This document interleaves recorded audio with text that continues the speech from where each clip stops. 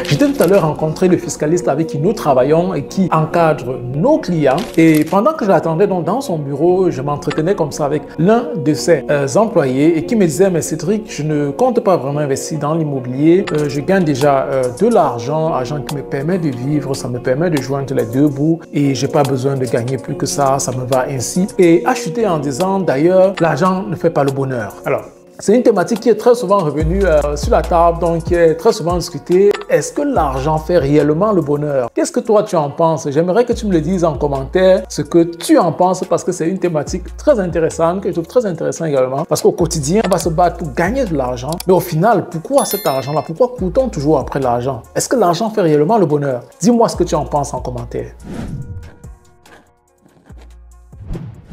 Certaines personnes pensent que l'argent est la clé pour être heureux, tandis que d'autres disent que le bonheur se trouve ailleurs. Mon point de vue, cette thématique est mitigée. Moi, je pense d'une part qu'effectivement, l'argent ne fait pas le bonheur.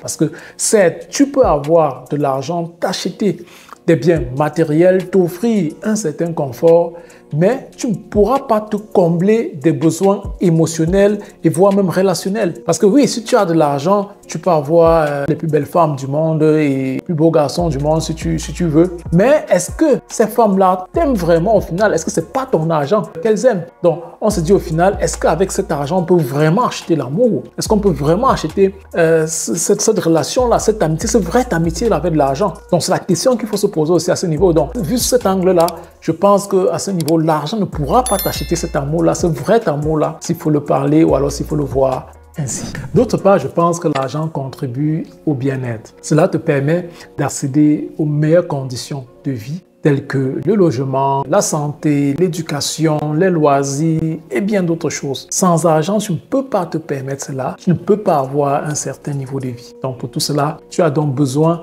d'argent.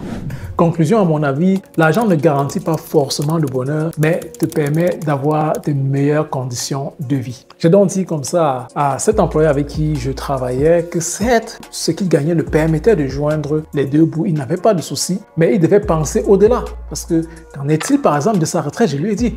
Et il pense que ce qu'il cotise absolument dans la caisse d'épargne retraite suffira pour sa retraite. C'est la question que je lui ai posée. Et je pense que ça l'a poussé à réfléchir. Et il m'a dit, mais Cédric, je pense qu'il faut que je m'y attelle, il faut que je revienne vers toi pour qu'on en parle encore, pour qu'on en discute, pour qu'on voit réellement si ce que je suis en train de mettre, d'épargner alors déjà de côté dans la caisse de retraite suffira effectivement. Et je lui ai dit clairement que ça ne suffira pas. S'il n'a pas entrepris autre chose, en dehors de cela, ça ne suffira pas. Il finira très pauvre en sa retraite et ce serait dommage. Donc, il sera question donc de prendre des dispositions dès maintenant, lorsqu'il est encore fit, lorsqu'il est encore en santé, pour entreprendre un certain nombre d'actions qui le permettraient également d'avoir le même niveau de vie lorsqu'il sera en retraite et de profiter de ce beau temps. C'était tout pour cette vidéo.